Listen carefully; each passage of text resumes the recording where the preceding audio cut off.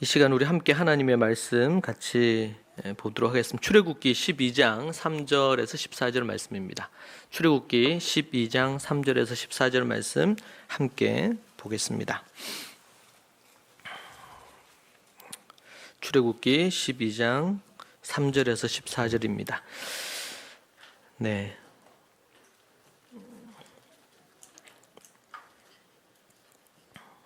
우리 교독에서 말씀 읽도록 하겠습니다. 제가 3절을 봅니다. 너희는 이스라엘 온 회중에게 말하 이르라.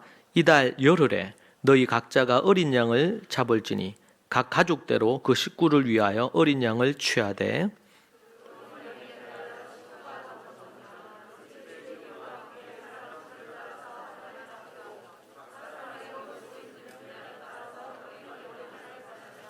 너희 어린 양은 흠 없고 1년 된 수컷으로 하되 양이나 염소 중에서 취하고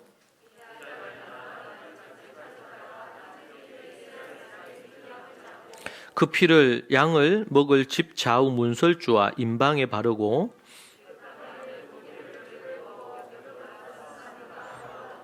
날 것으로나 물에 삶아서 먹지 말고 머리와 다리와 내장을 다 불에 구워 먹고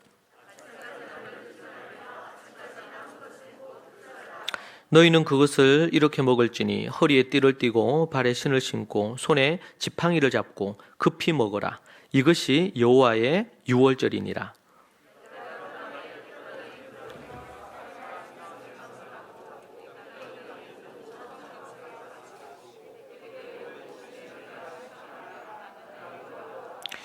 내가 애굽 땅을 칠 때에 그 피가 너희가 사는 집에 있어서 너희를 위하여 표적이 될지라. 내가 피를 볼 때에 너희를 넘어가리니 재앙이 너희에게 내려 멸하지 아니하리라.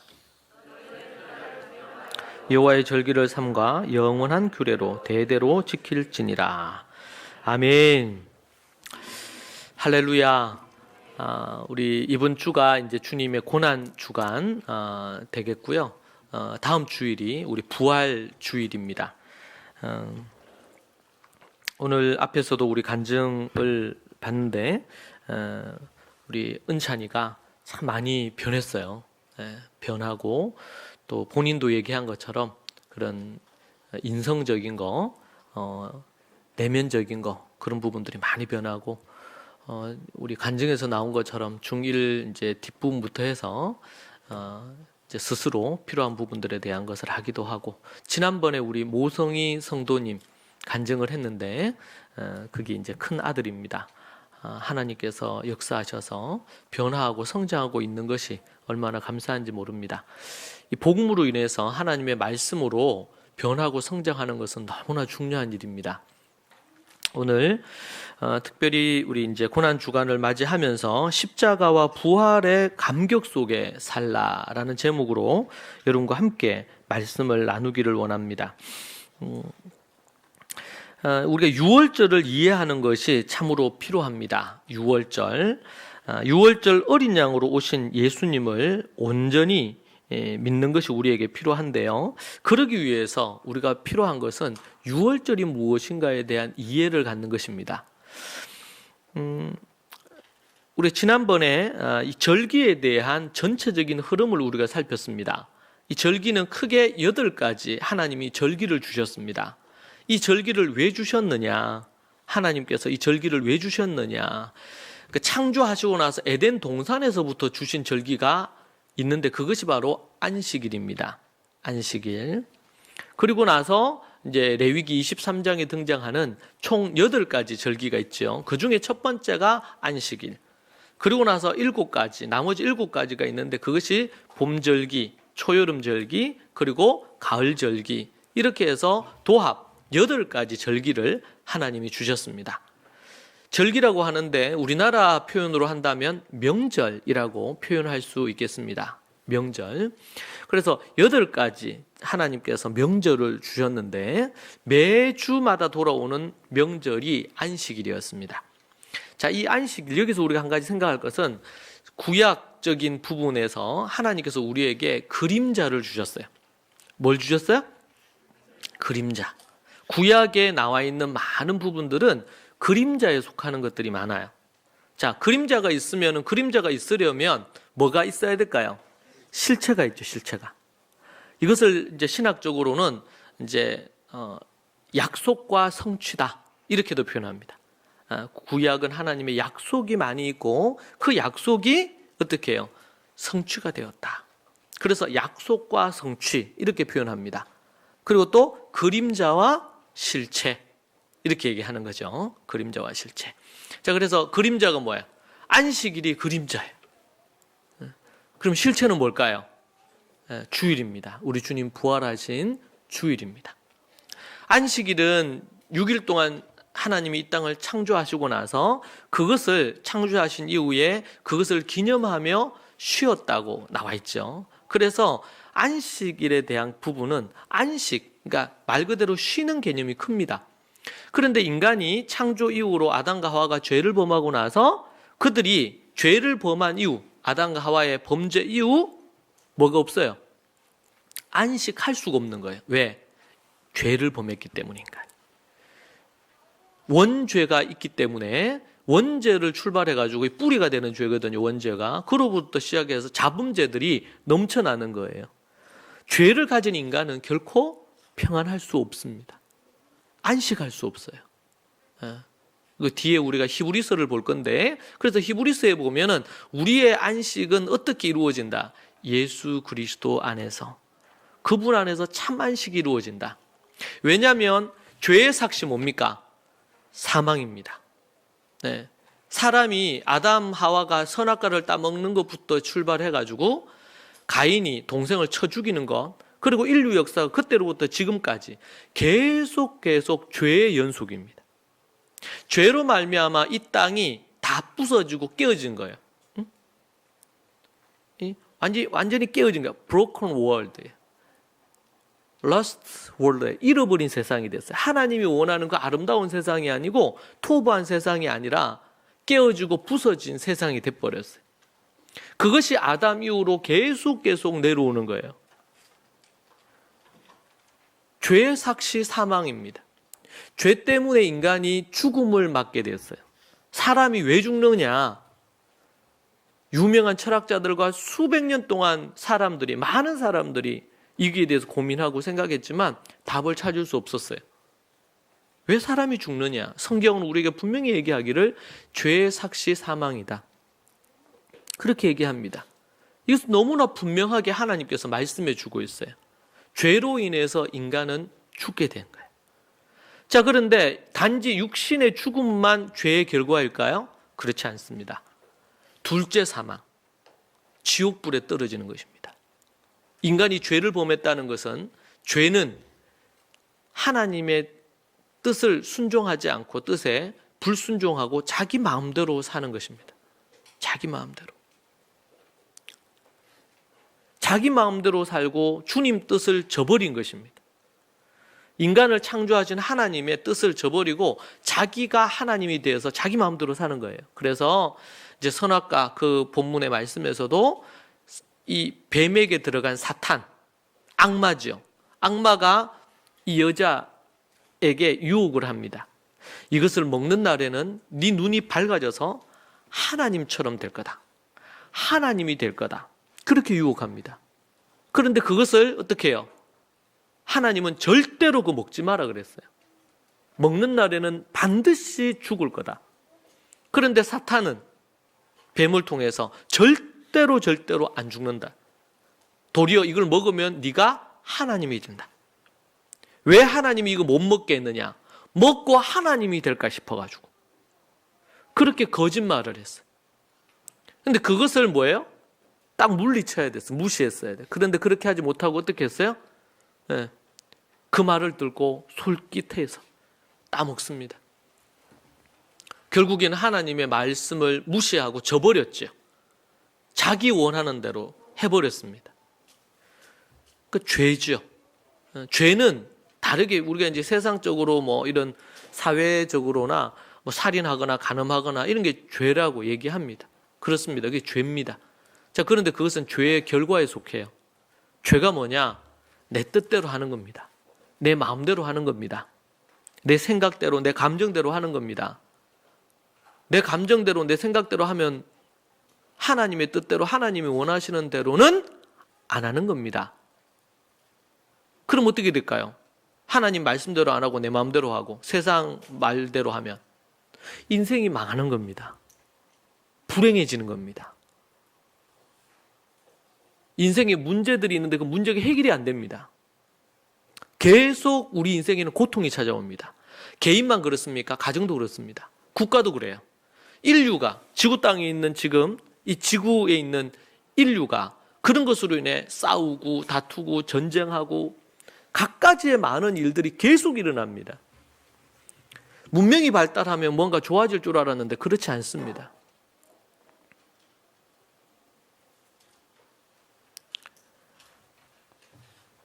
하나님께서 우리에게 그 하나님이 보내신 예수님을 믿고 그 하나님의 말씀을 공부해서 그 말씀대로 실천하며 살면 반드시 우리의 삶에 진정한 안식, 진정한 평안, 진정한 기쁨이 우리의 삶에 자리하는 겁니다.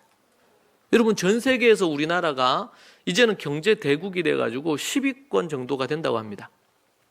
얼마 전까지만 해도 전쟁으로 인해 가지고 완전히 폐허가 되었던 나라 아닙니까?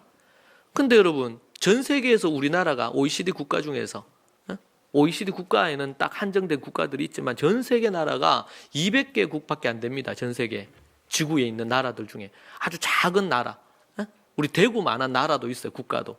그런데 그런 나라 다 합쳐가지고 200개국인데 여러분, OECD 국가 중에서 전 세계에서 자살률이 제일 높습니다. 우리나라가.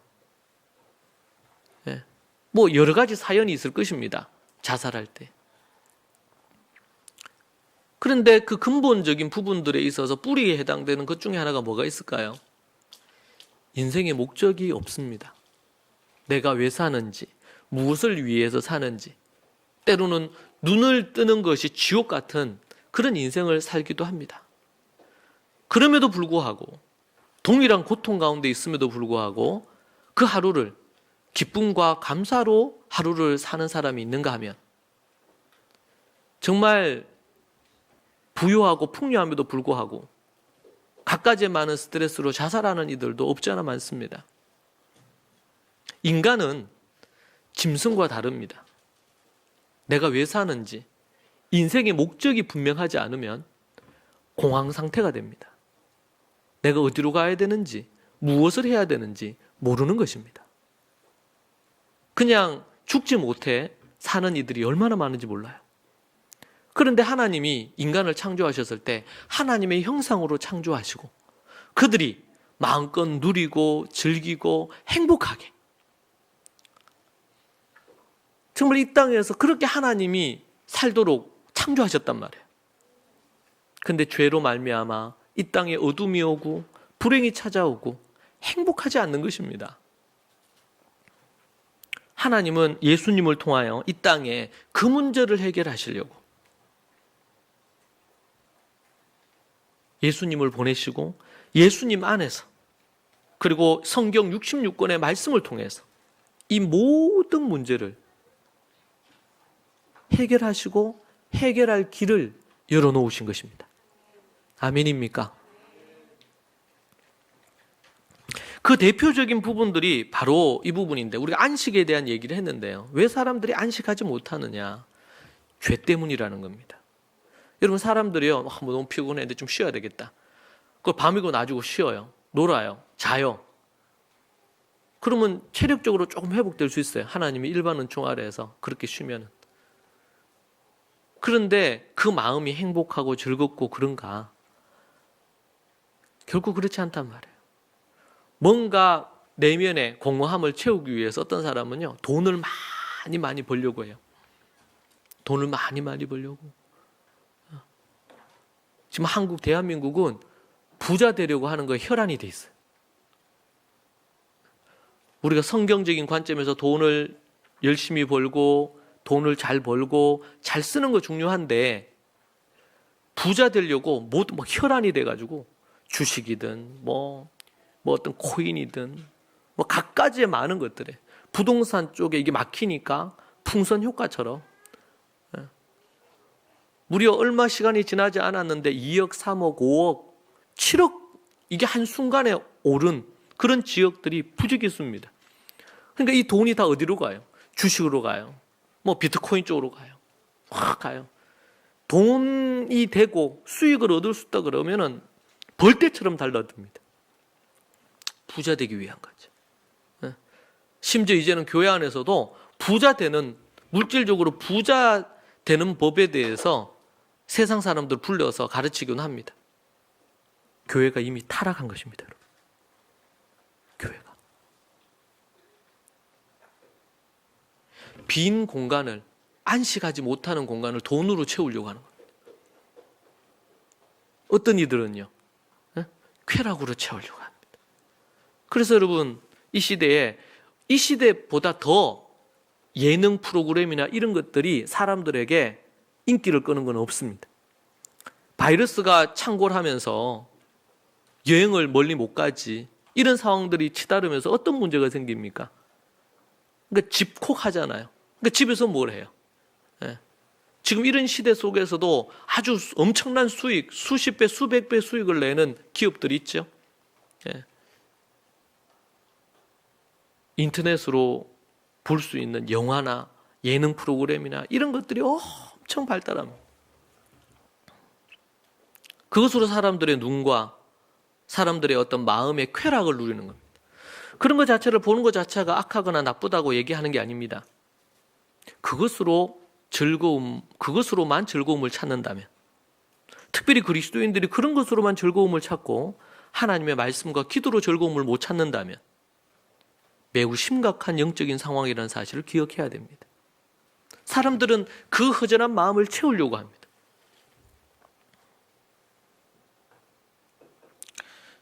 이 땅에는 진정한 안식이 없습니다. 평안, 샬롬이 없단 말입니다. 이 샬롬을 어디서 찾을 수 있느냐? 딱 유일하게 하나님이 보내신 예수 그리스도 안에서만 찾을 수 있습니다. 그 하나님과 예수님의 말씀에서만 찾을 수 있습니다. 가짜 쾌락, 가짜 즐거움에 머물러 있는 순간 지옥에 떨어집니다, 여러분. 뭘 멀리하게 될까요? 말씀을 멀리하게 되겠죠. 기도를 멀리하게 되겠죠. 예배를 멀리하게 되겠죠. 세상의 것을 추구하게 되는 것입니다. 여러분, 어느 때보다도 대한민국에서 그러한 쾌락을 즐길 수 있는 환경이 너무 잘 조성되어 있어요. 전 세계 IT로 인터넷 환경이 최고입니다. 누리고 즐길 수 있는 것들이 폰 하나면요, 영화관이 내 눈앞에 펼쳐집니다. 이렇게 문명의 이기가 발달하고 있는 이 시기 속에 사람의 영과 혼이 함께 성숙하고 발달하지 않으면 여기에 잠식당하는 겁니다. 노예가 됩니다. 그러한 것들에. 돈의 노예가 되고, 쾌락의 노예가 되고, 성공의 노예가 되고, 그리고 뭐가 자꾸 멀어져요? 십자가와 부활은 자꾸 멀어집니다. 아, 부활절이 됐구나.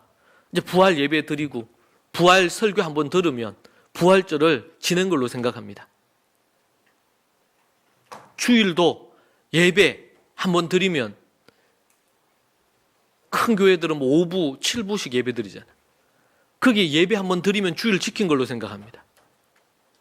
그들의 영혼 깊숙한 곳에 하나님을 마음과 뜻과 힘을 다해서 사랑하는 마음이 없고,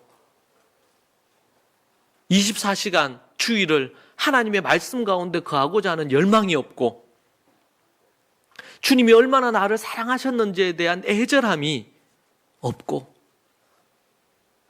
진정한 주님을 찬양하고 십자가와 부활을 노래하는 그런 진실한 마음의 찬양과 노래가 없는데, 종교 행위를 하는 것으로, 종교 생활로 교회를 나오고 성경을 좀 보고 통독을 하고 묵상을 하면 크리스찬이라고 착각하고 뜨겁게 하나님을 사랑하지 않는 것입니다. 그래서 여러분, 말라기가 어떻게 끝이 납니까? 저들은 하나님 앞에 제사 드렸습니다. 말라기 말씀. 그런데 하나님을 뜨겁게 사랑하지 않았기 때문에 정직한 11조를 드리지 않았습니다. 정직한 11조를. 그리고 하나님 사랑하지 않았습니다. 그리고 하나님 앞에 제단에 나와서 예배 드렸지만 저들은 오후에 바알신에게도 제사 드렸습니다. 왜요?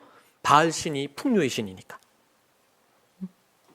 여호와 하나님은 고대 아브라함으로부터 내려오는 우리의 신이고, 그러나 이원론적이죠.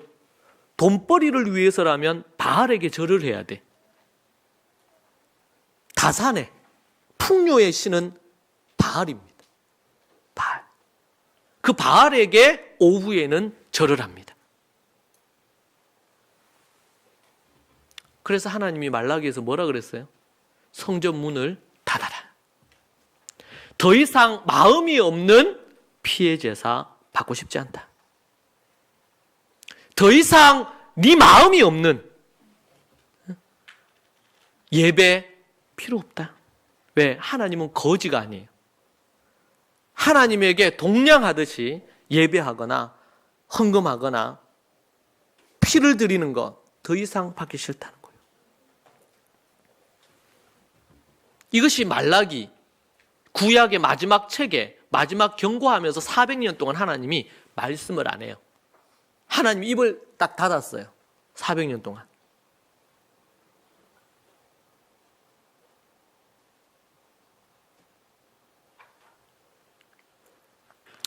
여러분은 정말 마음과 뜻과 힘을 내서 하나님 사랑합니까?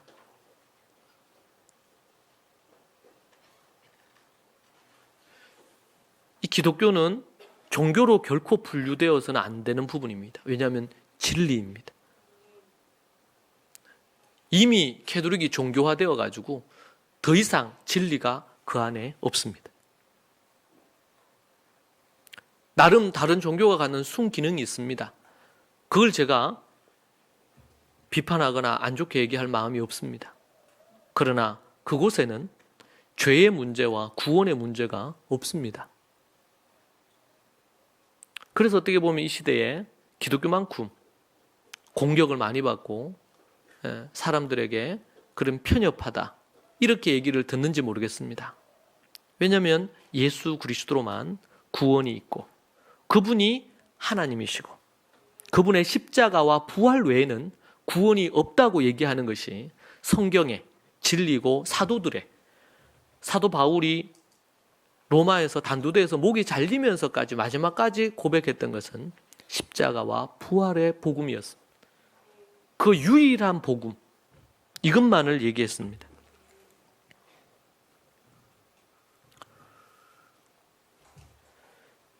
우리가 유월절을 이해하는 것은 매우 중요합니다. 우리가 읽은 출애굽기 12장의 이 말씀은 유월절 관련된 부분의 말씀입니다. 유월절을 정확하게 우리가 이해를 하지 않으면 십자가와 부활을 정확하게 이해할 수가 없습니다.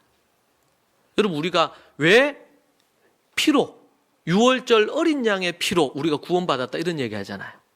그리고 찬양 가운데서도 보혈을 노래하고 예수님의 피로 우리가 구원 얻었다는 것이 모든 이런 십자가와 부활과 관련된 찬양에는 다 있습니다. 유월절 어린 양의 피로 그렇게 하잖아요. 유월절 어린 양의 피로 예수 그리스도의 그 피로 우리가 죄사함을 얻고 구원을 얻었다. 왜 피인가? 왜 피인가? 예전에 저도 이게 충분히 이해가 잘 안 됐습니다. 그냥 성경에서 피라고 하니까 예수님의 피가 모든 인류의 죄를 사했다 하니까 그런가 보다 생각을 했습니다. 그런데 하나님께서는 가인 때부터 아담과 하와 때부터 아담과 하와가 범죄한 그때부터 짐승의 가죽으로 옷을 입히시고 구약의 모든 죄사에 죄를 사하는 속죄제의 제사에는 반드시 피가 등장합니다. 피로 인한 희생이 없이는 죄사함을 얻을 수 없고 구원을 얻을 수 없다는 겁니다. 이것이 하나님이 정하신 법입니다. 법. 그래서 레위기는 온통 피의 얘기입니다. 피. 그리고 우리가 읽은 이 유월절 마지막 10번째 재앙 때 하나님께서 피할 길을 내셨습니다.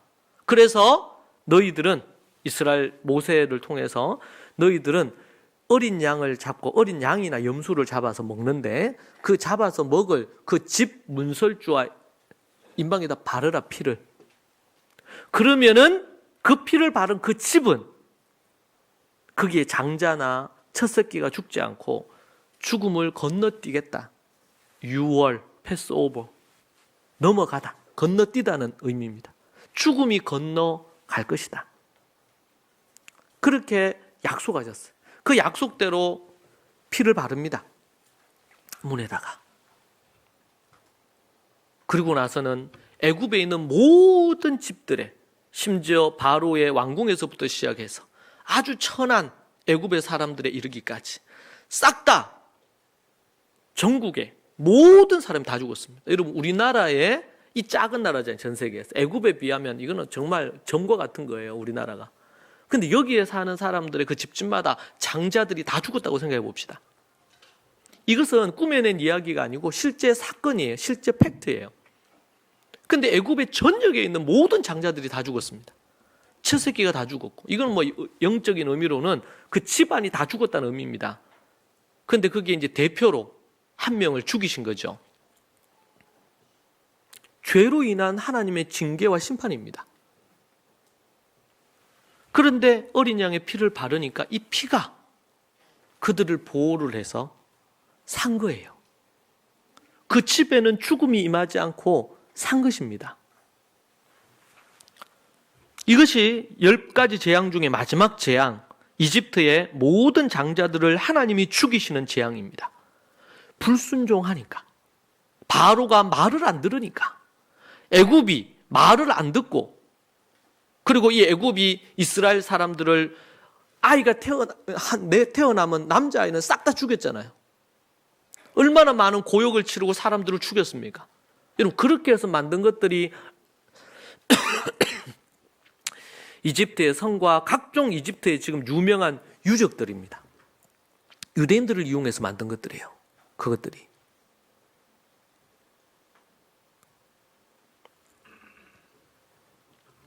유월절은 단순한 종교의식이나 공휴일이 아닙니다. 특별한 사건입니다. 이것을 보여준 거예요. 피의 효력. 피가 가진 능력입니다. 아무 피나 바르면 됐겠어요? 하나님이 정하셨어요. 사람들의 생명을 살리는 피. 자, 그런데 이것이 뭐라고요? 실체다, 그림자다. 그림자다. 이것은 이스라엘 민족에게 역사적으로 애굽에서 탈출할 수 있는, 그래서 나라를 이루게 된 근간입니다. 그러니까 그들에게 딱 한 가지의 절기만 말하라 그러면 유월절입니다. 그들에게 원래 7월달이, 그들의 달력으로는 7월달이 신년입니다. 그 9월이죠. 9월. 우리 태양력으로 하면 9월. 나팔절이 신년입니다. 그런데 그들의 두 번째 신년이 있습니다. 그들의 나라의 출생일, 유월절입니다. 유월절.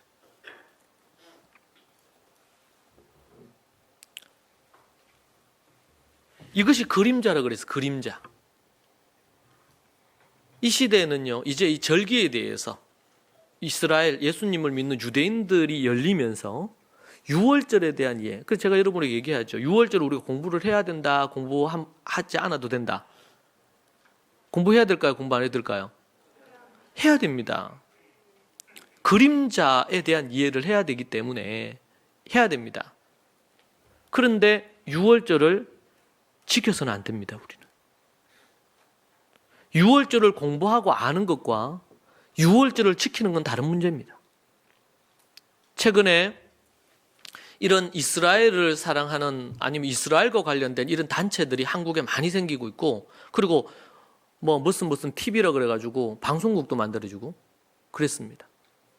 근데 거기에서 어떤 주장을 하냐면 그리스도인들이 반드시 유월절을 지켜야 된다. 이렇게 주장하는 겁니다. 거짓 가르침입니다.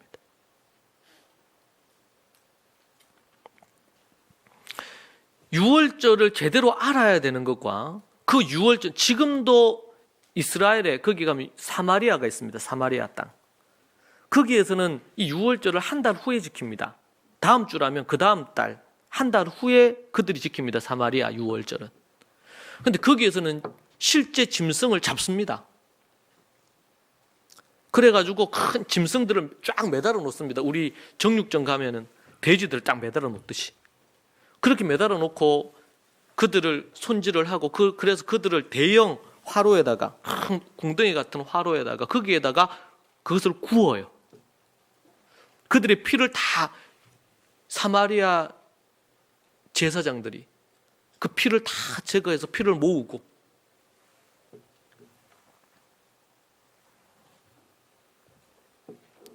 그래서 유대인들 중에서 정통파 유대인들 중에서 일부는 사마리아에 가서 그 유월절을 지킵니다. 왜?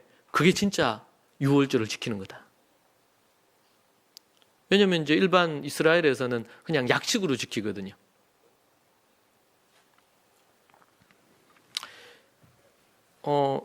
양이나 염소나 아니면은 뭐 이런 거 잡으려고 하니까 동물 보호 단체에서 데모를 해가지고 그걸 할 수가 없는 거예요. 그래서 약식으로 그냥 이렇게 하는데 사마리아에서는 그 실제로 합니다.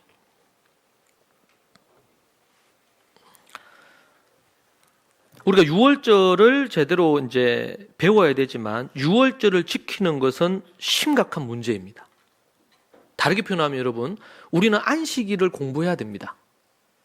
제 책에서 자식농사 그 책에서 안식일에 대해서 자세히 풀었습니다. 그러나 안식일을 우리가 지켜서는 안 됩니다. 우리는 부활하신 날, 주일을 우리 주님의 날을 지킵니다. 아멘입니까? 이거 분명히 해야 됩니다. 왜냐하면 우리가 이때까지 절기나 이런 것들을 너무 무시했다, 기독교가 좀 너무 외면했다, 잘못 이해한 게 있다 이러면서 이제 그 부분에서 우리가 공부하고 알아야 된다. 이렇게 하면서 너무 지나치게 가버리는 거죠. 까지. 그러면 어떻게 빠집니까? 유대주의에 빠집니다. 유대교로 빠지고 유대주의로 빠지고 율법주의로 빠지는 겁니다. 예수님이 얼마나 율법주의, 유대주의 이런 거에 대해서 비판적이셨는데 참 하나님의 뜻 이런 부분들에 대해서 그리고 심지어 소위 말해서 메시아닉 주 이 말은 아주 좋은 부분입니다. 유대인인데 예수님을 메시아로 섬기는 유대인이라는 뜻이거든요. 그런 단체들이 한국에도 많이 생기고 있어요. 메시아닉 교회 뭐 이렇게. 근데 거기에서 어떤 주장까지 하냐면 이제는 우리가 예수님을 믿고 십자가로 구원 얻지만 그러나 짐승의 피의 제사도 지금 필요하다 이 시대에도. 이것은 성경의 말씀과 반대되는 부분이에요. 심지어 그렇게까지. 안식일도 반드시 지켜야 된다. 유월절도 오순절도 다 반드시 지켜야 된다. No, 그렇지 않습니다.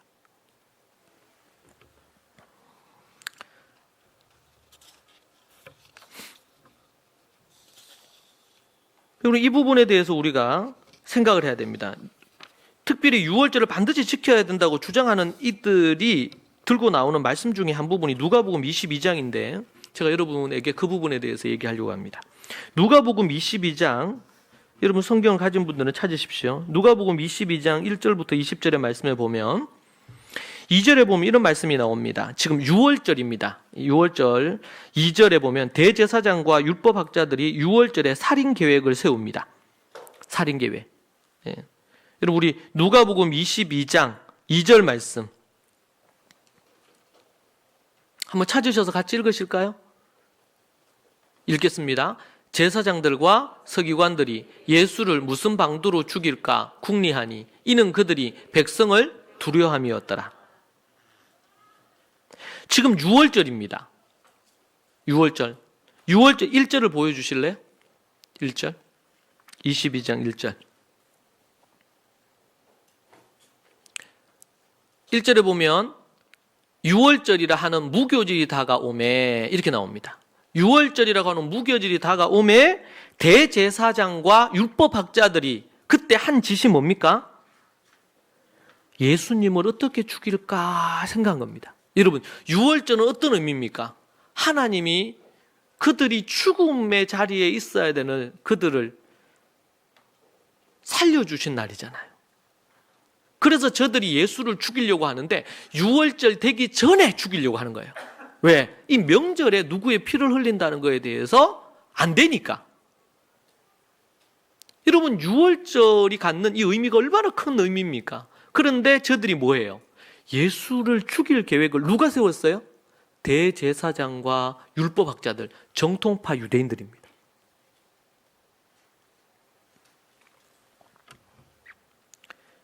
다만 백성들이 두려워서 속내를 숨기고 있을 뿐이었어요.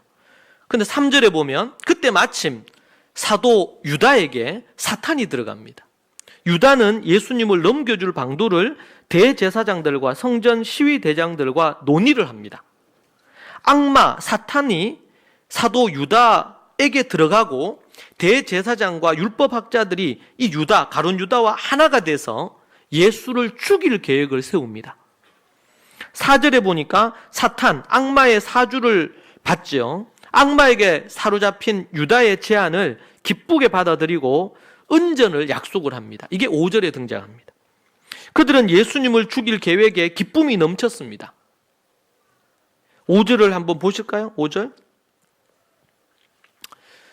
5절을 그들이 기뻐하며 돈을 주기로 언약하는지라. 6절을 더 보시죠. 6절. 유다가 허락하고 예수를 무리가 없을 때 넘겨줄 기회를 찾아요. 어떻게 하면 예수를 이제 넘겨주고 내가 돈을 받을까? 여기에 초점을 두고 있죠. 7절도 보여주시겠습니까? 6월절 양을 잡을 6월절 날이 이른지라. 8절도요. 예수께서 베드로와 요한을 보내시며 이르시되 가서 우리를 위하여 6월절을 준비하여 우리로 먹게 하라. 많은 이들이 예수님도 6월절을 제자들과 함께 지켰다는 거예요. 그러니까 우리 그리스도인들도 반드시 6월절을 지켜야 된다. 이렇게 여기에서 주장을 하는 겁니다, 지금. 얘기했잖아요. 6월절은 뭐라고요? 그림자입니다. 6월절. 예수님은 유대인이요. 유대의 명절입니다. 여러분, 우리는 예수님 믿고 나서 추석인, 제사는 드리지는 않지만 설날이나 아니면 추석을 우리도 지키지 않습니까? 그때 가족들이 모여서 함께 하지 않습니까? 그리고 이 6월절은 예수님을 가리키고 있고 예수님을 위해서 과거에 절기로 만들어진 겁니다. 그러니까 이 6월절이 갖는 의미가 무엇인지를 얘기하는 것이지요. 자, 그런데 여러분 보세요. 그들이 6월절을 지켰습니다. 6월절을 누가 제일 잘 지켰느냐? 대제사장들, 율법학자들. 그런데 이 6월절을 그들이 어떤 도구로 썼어요? 예수를 죽일 도구로 썼단 말이에요. 너무 아이러니하죠? 6월절에. 그리고 그 절기에 그때에는 누군가를 어떤 죄수도 풀어주는 관례가 있었다고 하죠. 그런데 아주 극악무도한 바라바를 살려주고 예수를 죽이기로 작정합니다. 누가 작정합니까? 대제사장과 율법학자들, 바리새인들, 심지어 예수님을 환호했던 유대인들 싹 다 예수를 죽이기로 작정을 합니다. 그리고 마침 그때 사탄이 가룟 유다에게 들어가면서 가룟 유다가 예수님이 믿었던 제자, 그래서 돈꾀를 관리하고 있어요. 재정을 관리하고 있었어요. 그런데 그가 예수님을 팝니다. 함께 사탄의 하수인이 돼서 예수 그리스도를 십자가로 몰아갑니다. 여러분, 이러한 것들을 통해서 우리는 이 6월절에 지금 어떤 일이 일어나는가? 저들은 6월절 관련된 것들을 다 지켰어요. 6월절 관련된 부분들을. 그러면서 저들이 품고 있는 건 뭡니까? 6월절 어린 양으로 오신 예수를 죽이는 것입니다. 죽이는 거예요.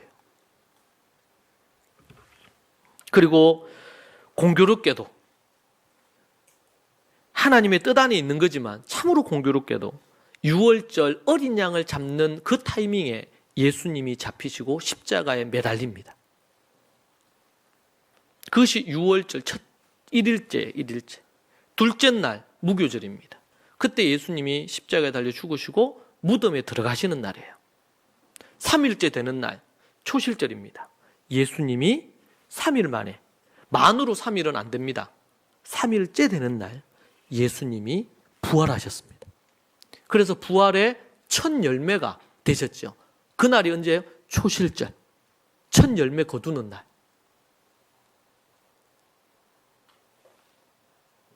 출애굽기의 이 절기가 바로 예수님 실체, 이건 그림자예요. 그러니까 이스라엘에서는 유월절 그들이 지켜야 될 수 있어요. 왜? 그들의 해방일이니까. 자, 그런데 이 의미는 어떤 의미예요? 예수님이 제자들과 유월절 잔을 나누시면서 이 잔은, 이 피는 뭐다? 내 피다. 세상의 모든 죄를 씻는 내 피다. 예수님이 또 이 빵을 뜯어서 나누어 주면 이건 내 살이다. 너희를 위해 내가 고난당하는 내 살이다. 이 빵과 이 포도주를 마시는 자마다 영생을 얻겠다고 약속을 하시잖아요. 이것은 뭘 의미합니까? 이것은 유월절은 그림자인데 실체이신 예수님이 오셔서 예수님의 피와 예수님의 살로 인해서 우리를 죄에서 건져주시고 영원한 지옥불에서 우리를 살려주신 그것을 우리에게 보여주시는 거예요. 그것이 십자가가 갖는 의미입니다. 십자가. 대속이라고 그러죠. 대신해서 죄를 졌다는 의미예요. 우리의 죄를 대신해서 십자가에서 예수님이 피 흘리시고 살이 찢기시고 뼈가 드러나는 그 채찍과 고통을 당하시면서 인간이 져야 될 죄의 짐을 몽땅 다 뒤집어 쓰시고 예수님이 십자가에서 죽으신 것입니다. 이것이 유월절 어린 양의 사건이에요. 이 유월절 어린 양의 사건은 이제 실체인 예수님의 십자가가 등장하면서 더 이상 유월절이 그리스도인들에게는 의미가 없어요. 아니, 모든 지구인들에게서 이 유월절은 그런 부분에 있어서 완성이 된 거죠. 그래서 우리는 그림자에 머물면 안 되고 어디에 머물러야 돼요? 십자가에 머물러야 돼요. 우리가 여기에서 유월절을 공부해야 될 이유가 있어요. 유월절을 왜 공부합니까? 십자가를 깊이 이해하기 위하여. 단순히 내 죄가 있는데 이 죄를 해결하기 위해서 예수님이 십자가에 달려 죽으시고 피 흘리셨다. 대신 죽으셨다. 이렇게만 끝나면 안 되는 겁니다. 하나님께서 어떻게 구약에서, 레위기에서 아니면 10번째 재앙 때, 유월절 때 어린 양의 피를 갖고 피를 바름으로 양을 불에 구워서 먹음으로 그들에게 임할 죽음을 면하고 생명을 얻었는지, 그것은 단순히 목숨에 대한 겁니다. 육신적인, 물리적인 죽음이에요. 그런데 예수님이 얘기한 건 뭡니까 지금? 단순한 그 사건이 아니죠. 육신의 죽음을 얘기하는 것만은 아닙니다 지금. 죄를 보면서 인간이 육신도 죽지만 더 근본적인 건 뭐예요? 지옥불에 떨어지는 것입니다. 심지어 이 시대의 유명 신학자, 한국에서도 유명 목사들이 지옥은 없다, 이렇게 주장하는 이들이 있습니다. 거짓 선지자요, 적그리스도들입니다. 잘 보세요. 기독교 서적이라는 곳에 나온 책 중에 지옥은 없다라고 목사가, 신학자가 쓴 책들이 있어요. 참으로 안타까운 거예요. 이미 예수님이 아니고도 구원이 있다고 주장하는 이런 목사와 신학자들도 있는 시대니까. 여러분, 앞으로 더 우리가 이 인터넷과 이런 것들이 발달할 겁니다. 우리 교회 성도들 중에서도 많은 분들이 인터넷으로 또 좋은 이런 영상을 보고 설교도 듣고 강의도 들을 겁니다. 저는 그걸 반대하고 싶은 마음이 없어요. 근데 성도들이 분별력이 없으면 이단에 사로잡힙니다. 네. 그러니까 그리스도인들이 반드시 유월절을 지켜야 된다. 이렇게 하는 단체들은 거짓 가르침과 거짓 교사라는 사실을 기억을 해야 됩니다. 네? 그걸 분별을 할 수 있어야 돼요. 근데 이스라엘과 관련된 유수한 단체에서 제가 그것에 대한 거를 생각하고는요, 우리 샘박성 교사님, 이스라엘에 계시는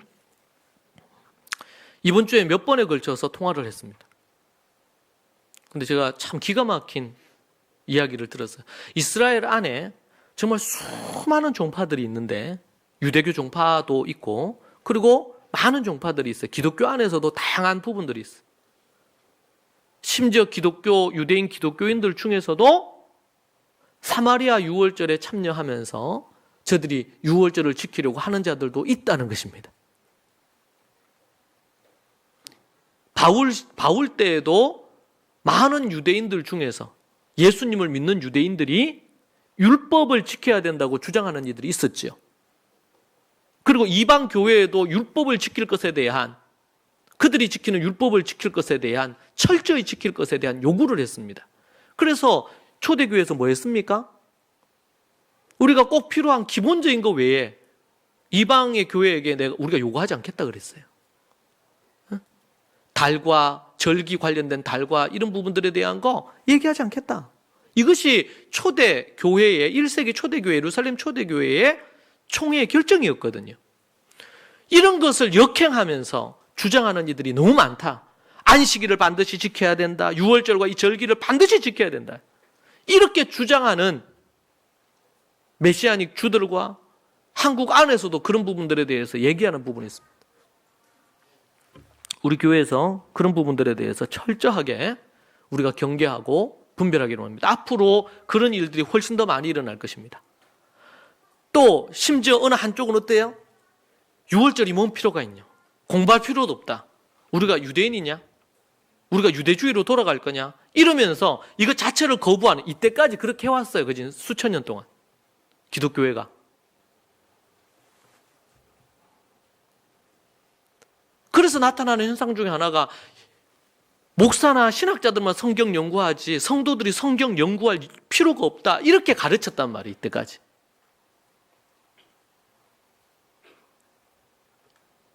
그것은 거짓입니다.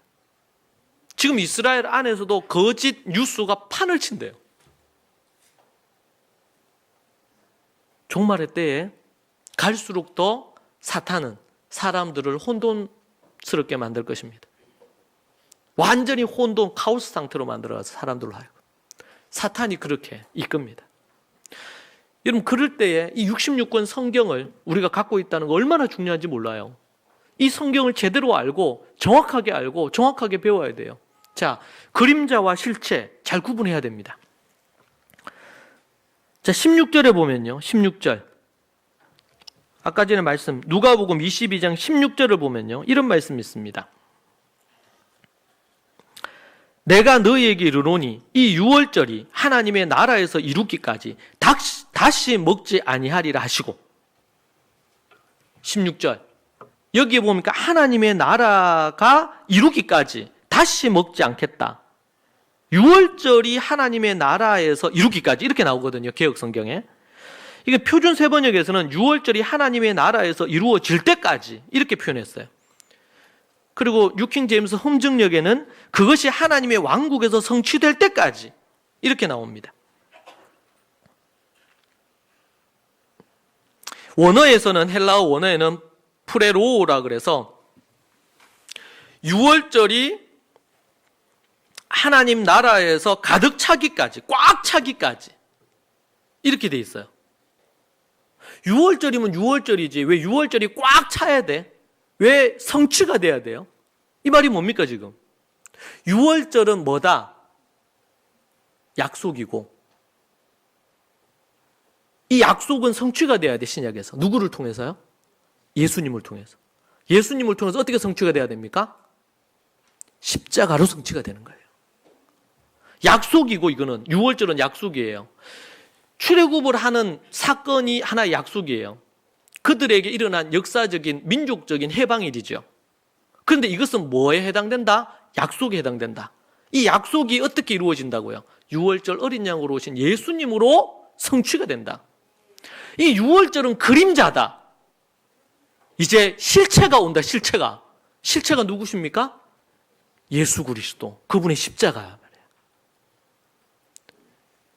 우리는 실체의 마음을 둬야 되지 그림자의 마음을 두면 안 돼요. 우리는 그림자, 그래서 우리가 누룩 제거도 합니다. 이것은 좋은 부분이에요.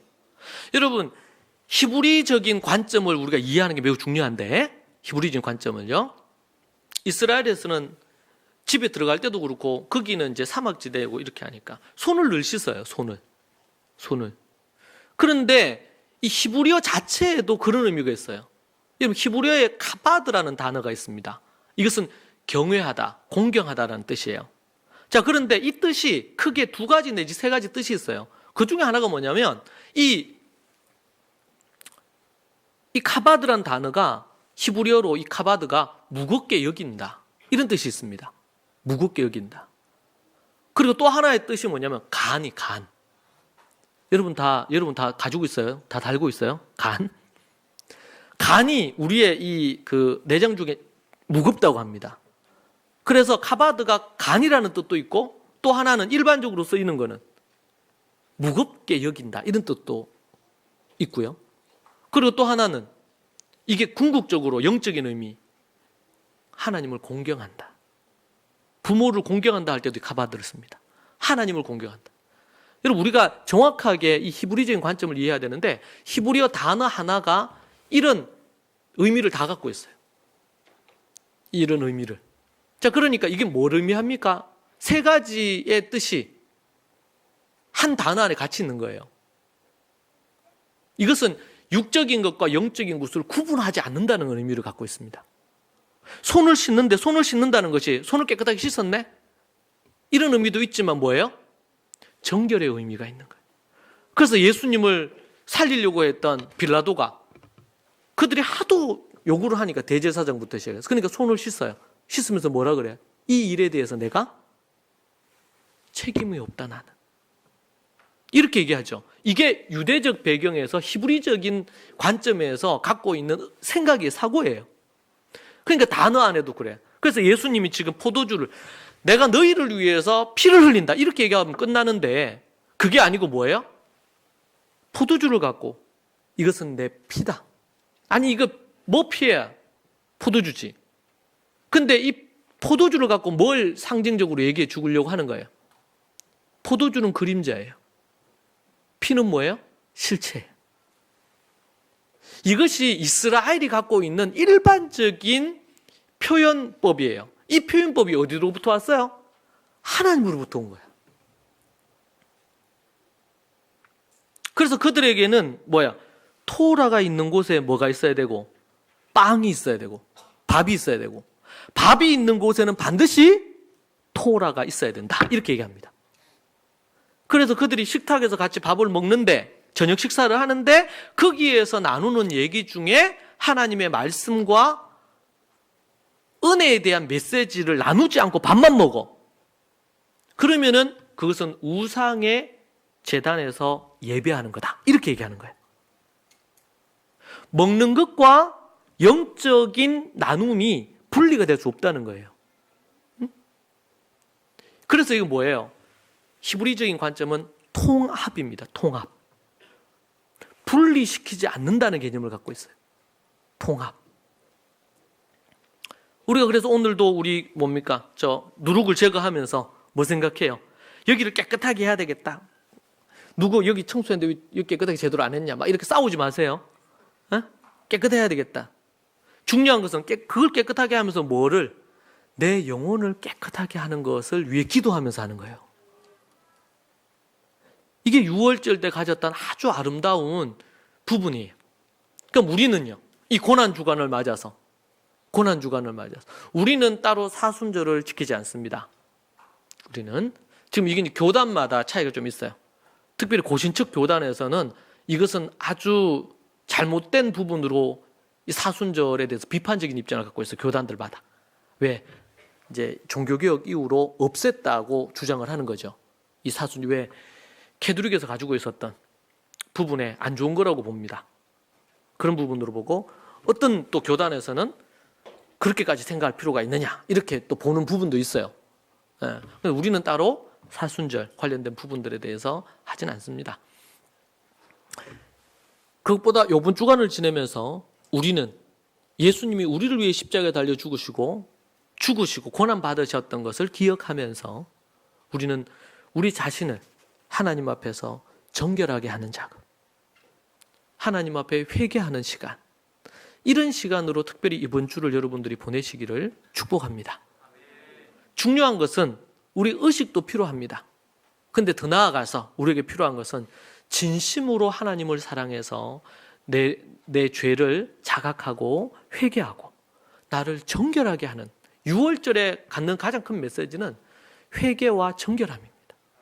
회개와 정결. 이것이 그냥 이벤트나 행사가 되지 않도록 하기 위해서, 그냥 대청소 한번 하는 것으로 되지 않도록 하기 위해서는 뭐가 필요한 거예요? 개인의 마음이 하나님 앞에 서 있어야 돼요. 내 마음에. 오늘도 너무 간증이 참 귀하잖아요.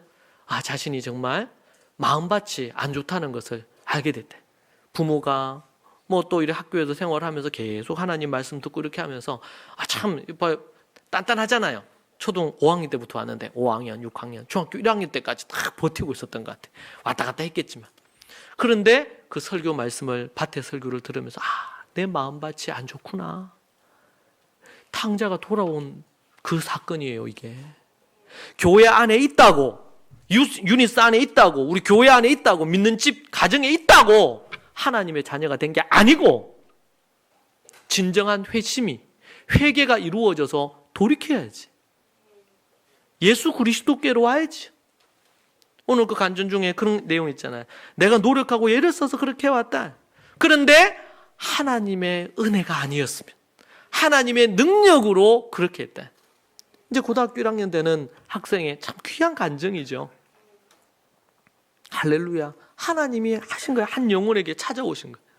자기는 설교 들으면서 깨달았다고 하지만 하나님의 성령이 그 마음을 만져주신 거지. 회개하고 돌이킬 수 있도록 이끌어 주신 거예요. 여러분, 하나님은 지금도 역사하시는 줄로 믿습니다. 플레로 6월절이 완성이 돼야 된다. 6월절이 뭘로 완성이 되느냐? 십자가와 그리고 부활로 완성이 되는 겁니다. 더 이상 6월절 여기에 그림자에 머물러 있으면 안 돼. 이 6월절도 중요해요. 그러나 그것보다 비교되지 않게 중요한 게 뭡니까?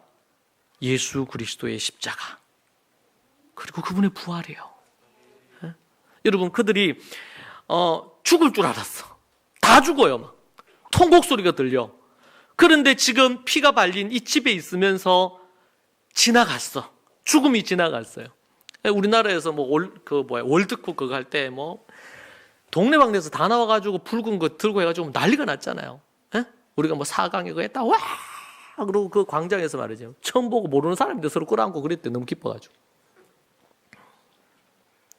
여러분, 축구 경기에서 4강에 들었다고 10강에 들었다고 그렇게 기뻐하고 8강에 들었다고 기뻐하고 그렇게 하는데, 그리스도인들이 자신이 죄로 말미암아 영원한 지옥불에 떨어졌고 더 이상 살 소망이 없고 하나님과 아무 관련 없이 지옥에 있던 존재가 예수 그리스도의 피로 말미암아 더 이상 사망 권세에 머무르지 않고 지옥에 머무르지 않고 영원한 생명 얻고 구원 얻는 자리에 서게 되었다. 이것은 수백조, 수천조를 줘도 얻을 수 없는 것을 우리가 예수 그리스도를 통해서, 하나님이 예수 그리스도를 통해서 우리에게 선물로 주신 거예요. 6월절이 가득 찼어요. 완성이 됐어요. 십자가에서. 그러려면요, 우리가 우리 실체를 제대로 알아야 돼요. 여러분, 인간은 죄로 말미암아 더 이상 소망 없는 자였어요. 죄인 중에 괴수입니다. 여러분이 어떤 죄인인지를 아십니까? 저는 어릴 때부터 교회를 다녔어요. 나쁜 짓 별로 안 했습니다. 지금까지 살면서 나쁜 짓 몇 번 한 것 같아요. 근데 소위 말해서 세상에서 사회적으로 이런 법적으로 감옥에 가고 막 그렇게 할 만한 죄를 범하진 않았어요.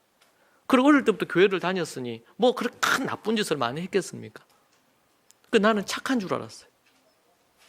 또 보기에도 좀 착해 보이잖아요. 그런데 제 마음에 내가 내 뜻대로 하려고 하는 게 얼마나 강하고 어릴 때부터, 그리고 교회에서는 이제 종교적으로 이제는 내가 뭔가 의롭고 바리새인처럼 선하다, 속으로는 회칠한 무덤처럼 썩어가고 더러워진 것들이 많은데 스스로 의롭다고 생각하고 의인이라 생각하고 때로는 그렇지 못한 사람들을 판단하고 정죄하면서 그렇게 제가 살아왔던 부분들이 있단 말이에요. 저는 사도 바울의 죄인 중에 괴수라는 그 말이 얼마나 뼈저리게 제 깊이 다가오는지 모릅니다. 죄인이요. 미워하고 시기하고 음란하고 더럽고 악한 죄인이요. 그런 죄인을 위해 예수님이 십자가에 달려 죽으시고, 나를 위해서 십자가에 달려 죽으시고, 나를 버려도 아무 상관이 없는데 그런 나를 살려주셨다. 죄에서 건져주셨다.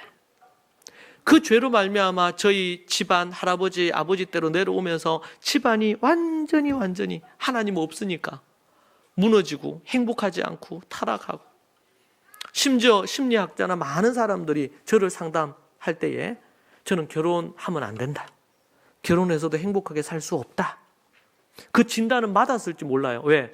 상처와 아픔으로 얼룩진 어린 시절과 깨어진 가정에서 자랐고 이런 많은 것들을 통해서 정상적인 생활이 어렵다. 그게 제가 대학을 졸업하기 전에 들었던 얘기입니다. 근데 하나님의 말씀을 연구하고 예수 그리스도의 십자가와 부활의 복음을 경험하고 나서 그 이후에 제 인생이 서서히 바뀌기 시작하고, 이제는 나 같은 죄인을 하나님이 목사로 불러주셨대. 이 세상에서 가장 값진, 모든 직업이 귀천이 없지만 하나님의 말씀을 가르칠 수 있는 가장 귀한 성직을 내같이 더럽고 추하고 악한 죄인에게 나를 긍휼히 여기셔서 이걸 맡기셨다. 무한한 하나님의 은혜입니다. 저는 그렇게 할 만한 자격이 하나도 없는 사람이에요. 천하보다 귀한 여러분에게 하나님의 말씀을 가르치고 이룰 수 있는 자격이 없는 사람. 근데 하나님이 저를 긍휼히 여기셔서 그렇게 세워주신 거예요. 이보다 더 큰 은혜가 어딨냐 말이에요. 그리고 지옥불에 떨어져야 되는 존재인데, 쓸모없는 쓰레기 같은 인생인데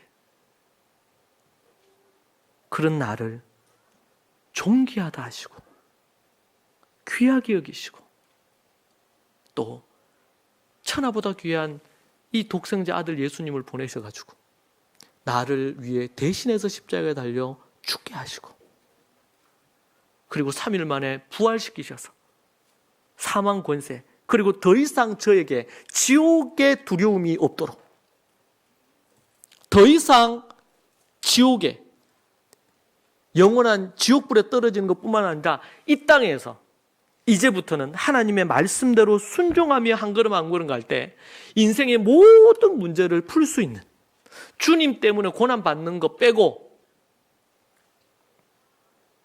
내 내면의 문제, 열등감, 낮은 자존감, 갖가지의 많은 염려와 걱정, 근심, 이런 것에서 자유와 해방을 주시고, 관계 안에서 일어나는 어려움의 문제를 어느 누구도 욕하거나 저주하거나 미워하지 않고 사랑하는 법을 가르쳐 주셔서 그 사람은 나를 어떻게 용납 못해도 나는 미워하거나 싫어하지 않고 그렇게 할 수 있도록 예수님께 배웠습니다. 성경에서 배웁니다. 깨어지고 무너진 이 세상, 가정이 깨어지고 관계 안에서, 직장 안에서, 사업하면서 깨어지고, 그런데 그런 것에서 화평을, 진정한 행복을 만들 수 있는 길이 예수님을 믿고 그분의 말씀 안에서 찾을 수 있단 말이에요. 할렐루야. 돈 문제에 있어서도 하나님께서 하나님의 방법으로 어떻게 돈을 쓰고, 돈으로 인해서 여러분 돈만 많다고 마음이 행복한 게 아닙니다. 돈을 잘 쓸 때 이 기쁨과 이 행복이 이게 1000배, 10,000배가 되는 거예요. 돈을 잘 쓸 때, 돈을 잘 벌어야 되겠는데 돈을 잘 써. 하나님께 드려야 될 것 딱 정확하게 드리고, 정말 어렵고 힘든 이들을 위해서 내가 나누고, 또 하나님께서 나에게 물질 주셨는데 2달란트, 5달란트 받은 이런 종들처럼 잘 투자하고 잘 열심히 일해가지고 이걸 배로 또 늘리네. 이럴 수 있는 원리를 하나님 다 주셨잖아요. 우리가 4월달까지, 우리 이제 절기 몇 주 빼고 4월달까지 성경과 돈에 대한 시리즈 설교를 계속 할 건데, 여러분 그 안에서 우리가 어떻게 돈을 벌고 어떻게 돈을 써야 되는지, 선한 청지기로 살아야 되는지 성경에서 다 얘기해 주고 있어요. 아멘입니까? 몰라서, 성경을 연구하지 않고 몰라서 무지해서 범하는 죄가 크단 말이에요. 예수님이 십자가에 달리셔서 우리에게 영원한 지옥불에서 건지실 뿐만 아니라 우리가 이 땅에서 지옥처럼 살 수 있는데 이 땅에서 천국처럼 살 수 있도록 하나님의 십자가와 부활뿐만 아니라 66권 성경을 주셔서 성경의 원리 따라, 어떤 분은 저한테 그렇게 이 영혼을 읽기고 왔어요. 성경에 돈에 대해서 이렇게 많이 얘기하는지 몰랐다. 제가 제 책에서 자녀 교육에 대해서 성경에서 성경 말씀으로 쭉 풀었잖아요. 성경에서 자녀 교육에 대해서 이렇게 실제적으로 얘기하는지 몰랐다. 우리가 대충 알아서 그래요. 성경을 씹어먹고 성경을 제대로 공부하고 연구하면 그 안에 다 답이 있고, 또 혹여나 개인이 엉뚱하게 해석하고 엉뚱한 거 할까봐 하나님은 교회를 주셔가지고 그 말씀을 가르치는 지도자, 목사를 두시고, 또 영적으로 다 수준이 달라, 영적으로 다 달라요. 그 안에서 우리가 서로 하나님의 말씀과 기도로 서로를 격려하고 영적인 관계 안에서 훈련해서 온전하게 세워지도록, 그 목적으로 하나님은 교회를 주셨어요. 하나님의 말씀과 교회죠. 사랑하는 여러분, 우리가 6월절에 머물지 말고 십자가와 부활로 가야 됩니다. 이게 여러분 우리가요, 뭡니까? 흑백 TV 작은 거 요거 이것만 해도 엄청 비쌌잖아요, 옛날에는. 그죠? 이거 보다가 요즘 어때요? 요즘은 그냥 이런 테이블 같은데 거기서 쭉 올라와, 모니터가. 아주 얇은 판처럼 되는데 그런 것도 있더라고요, 요즘. 그렇게 변했어요. 이게 지금 흑백 TV냐 칼라 TV냐, 여러분 칼라 TV인데 계속 그걸 골동품으로 가치를 두고 가지고 있을 수는 있지만, 예? 여러분 더 칼라풀하고 이런 것들이 나오면 그 전의 것은 지나가잖아요. 그 전의 것은. 율법은, 하나님의 토라는 지나갔어요. 누구를 통해서? 예수 그리스도로 말미암아 완성이 됨으로 말미암아 그분 안에서 온전한 뜻이 이루어진 거예요. 그래서 모세에게 주신 하나님의 율법, 거기에 이제 윤리나 도덕적인 부분들은 여전히 지속되지만, 그러나 거기에 나오는 제사와 이러한 것들은 다 이제는 뭐야? 지나갔다. 이젠 예수 그리스도 안에서 피해 제사 더 이상 필요 없고 예수 그리스도의 십자가와 부활을 자랑하는 예배로 이게 변한 거예요. 이 예배를 제대로 하나님 앞에 드리고, 우리가 부활주일, 다음 부활주일인데 이번 주에 여러분 십자가와 부활, 십자가를 깊이 묵상하십시오. 6월절 어린 양으로 오신 예수님을 깊이 묵상하십시오. 여러분이 어떤 죄인인지에 대한 깊이 고민하십시오. 그분이 십자가에 달려 죽으셔서 나를 구원하셔야 될 만한 그런 이유에 대해서 생각하십시오. 부활이 진짜 여러분에게 감격스럽게 다가올 수 있도록, 십자가가 여러분의 전 존재를 흔들어 놓을 수 있도록 부활의 주님이 그러려면 얼마나 내가 큰 죄인인지 깊이 자각하는 만큼 부활은 전혀 새롭게 다가옵니다. 매년 부활절이 옵니다. 그럴 때마다 작년보다 올해가 더 감격스럽게 부활절을 맞아야 됩니다.